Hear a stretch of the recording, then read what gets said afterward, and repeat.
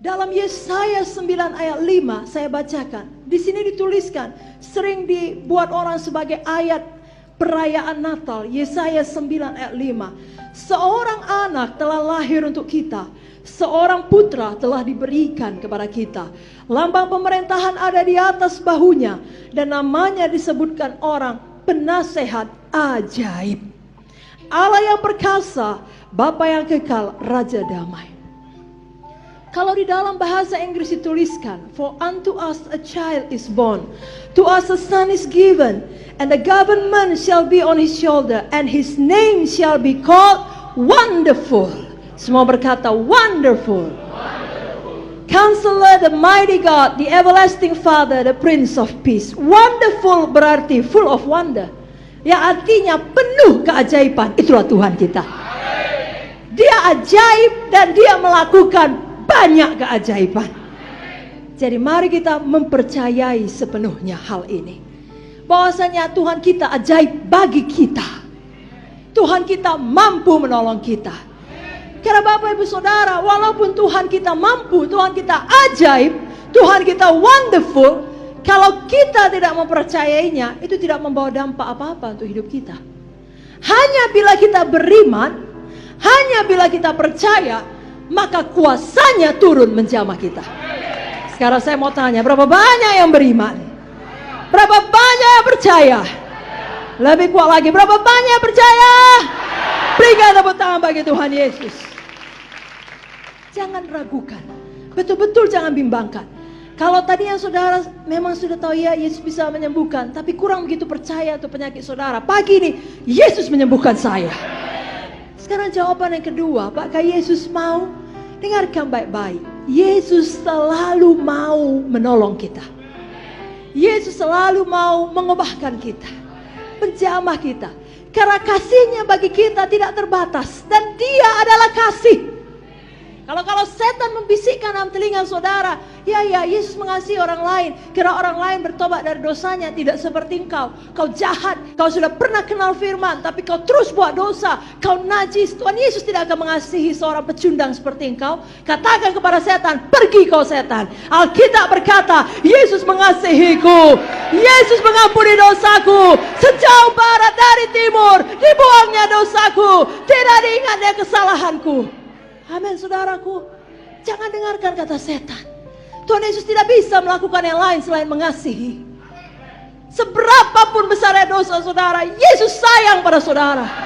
Demikian harusnya saudara lakukan juga kepada keluarga saudara, anak saudara, famili saudara yang mungkin tidak berada dalam jalan Tuhan pada saat ini. Jangan menyerah mengasihi mereka, karena Yesus pun tidak menyerah mengasihi mereka.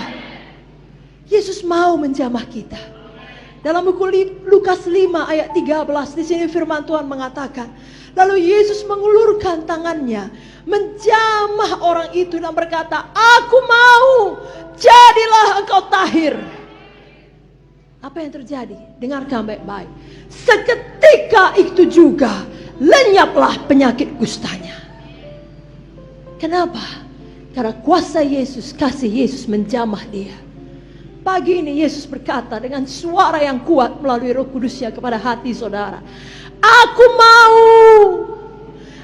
mau mengasihi engkau, izinkan aku datang, izinkan aku memulihkan engkau, aku mau menyembuhkan engkau, kuasaku cukup untuk itu, percayalah.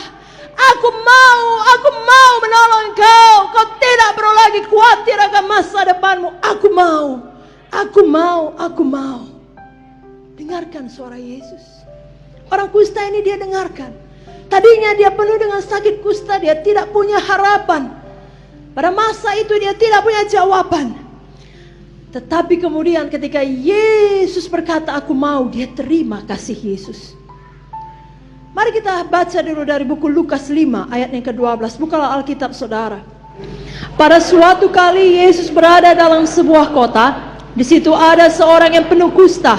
Ketika ia melihat Yesus, tersungkurlah ia dan memohon, Tuhan, jika Tuhan mau, Tuhan dapat mentahirkan aku.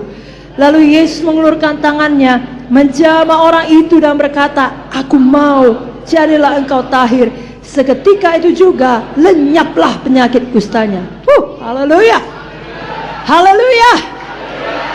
Saudaraku, orang kusta ini mungkin pada zaman itu dia ditolak oleh keluarganya, ditolak oleh masyarakat. Dia malu, hatinya luka. Bukan hanya penyakitnya yang di luar kustanya, hatinya pun terluka. Dia mengalami banyak penolakan. Mungkin dia ditolak oleh dunia, katakanlah kedokteran pada masa itu. Dia ditolak oleh pemimpin-pemimpin, tetapi dia tidak ditolak oleh Yesus.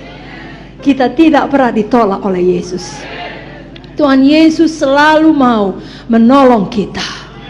Nah, Alkitab tadi yang kita baca menuliskan dengan jelas, Yesus bicara kepada orang kusta ini. Yesus berinteraksi dengan dia. Yesus berdekatan dengan dia. Bahkan kemudian Yesus memegang dia. Yesus menjamah dia. Dan Yesus menyembuhkan dia. Mengubahkan kehidupannya. Sungguh diubahkan. Totally change. Itulah yang hendak dilakukan Yesus pada kita semuanya. Itulah pekerjaan Tuhan bagi kita. Lukas 4 ayat 18 ayat 19 dikatakan, apa pekerjaan Tuhan? Pekerjaan Tuhan, Lukas 4, 18, 19. Roh Tuhan ada padaku, oleh sebab ia telah mengurapi aku untuk menyampaikan kabar baik kepada orang miskin. Dan ia telah mengutus aku untuk memberitakan pembebasan kepada orang tawanan, penglihatan pada orang buta, membebaskan orang tertindas, untuk memberitakan tahun rahmat Tuhan telah datang. Berapa banyak kita di sini juga rindu Yesus datang mengubahkan hidup kita seperti ayat ini. Amin, saudaraku.